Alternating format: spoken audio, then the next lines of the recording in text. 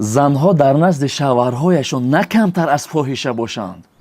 سلام عرض میکنیم به کل بینندگان و ابوناتچیان شبکه صدای امید. امروز یک موضوع رو بحث میکنیم که به درد جامعه درمان خواهد شد. بسیاری از مردان شکایت کردند که امید جان شما در اینستاگرام و تیک تاک خود زنها رو چنان وصف کردید که از امکان هم بیرون شد و میخواهیم که یک برنامه شود درباره معامله زن با مرد. این برنامه هم برای زنها هم برای مردها است. از شما احترامانه خواهش میکنیم با دقت گوش اندازید. پیامبر اسلام درود بر او و آلش میفرماید حج عمره تا عمره دیگر کفارت گناهان میگردد و حج قبول گردیده پاداشش جز جنت دیگر چیزی نیست. شما آرزوی خانه خدا را دارید؟ شرکت زمزم شما را با راحتی کامل و نرخ‌های موافق به حج عمره میبرند. ویزا، چیپتا و مهمانخانه، راهبردی با تجربه، خدمت رسانی با صفت، سفرهای انفرادی و گروهی.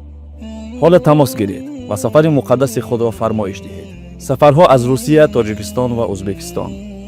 معلومات بیشتر را شما میتوانید از رقم‌هایی که در روی نوار است دسترس نمایید. اگر شما از نام دوستتان صدای امید مراجعت کردید حتما به شما تخفیف کرده و خدمت خوب میرسانند و چهره کشاده به زنها زیبایی میبخشد. زنان را زبانشان باید مثل خودشان شیرین باشد.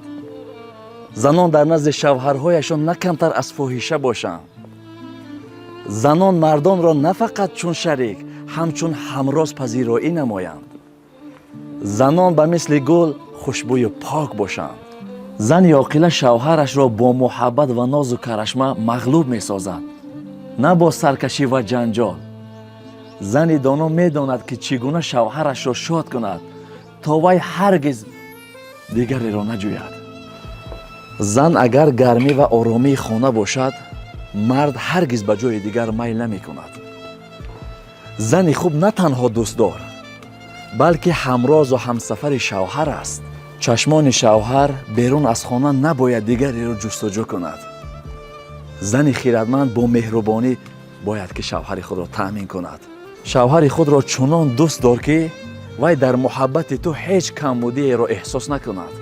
زن صادق نه تنها در دل بلکه در نظر و رفتار خود محبت را باید نگاه دارد.